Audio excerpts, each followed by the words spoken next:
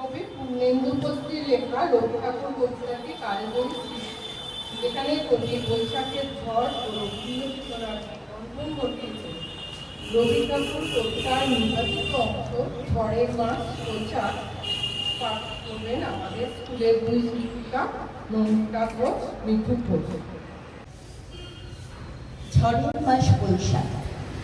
এই বৈশাখের মতোই রবি ঠাকুরের জন্ম।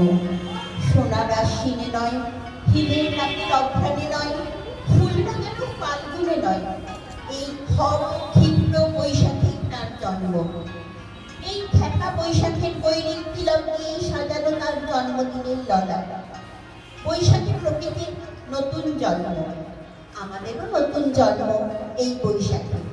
25শে বৈশাখ রবি ঠাকুরের জন্মদিন। দেখতে হয় না ক্যালেন্ডার, জিজ্ঞেস করতে হয় না তারিখটা কবে, আগে থেকেই বুকের মধ্যে সারা ওঠে 25শে বৈশাখ আসছে, রবি ঠাকুরের জন্মদিন। বছরে একটা দিনের জন্য তারা নতুন হয়ে যায়। চারপাশে নীলে, লালে, সবুজে, হলুদে রঙিন ফুলের আলপনা। মাঝখানে খয়েরি রঙের সুতোয় রোজ দুপুরের না ঘুমানো চোখে কাজের ক্লান্ত অবসরে বোনা হয়ে চলেছে সেই 4টে লাইন। উদয়ের পথে শনিবার বাণী, ভয় নাই ওরে ভয় নাই, নিঃশেষে প্রাণ যে করিবে দাও, ভয় নাই তার ভয় নাই। শুধু কি সূচি কাজে না, বিদেশকে চোখের সামনে দৃষ্টান্ত করে রাখার আন্তর্জাতিকতা রবি ঠাকুরের। আমাদের সংস্কৃতিকে মাটির কাছাকাছি এগিয়ে নিয়ে যাবার সংকল্পে রবি ঠাকুর। আমাদের সভ্যতাকে দানবের হাত থেকে ছিনিয়ে আনার সংগ্রামে রবি ঠাকুর।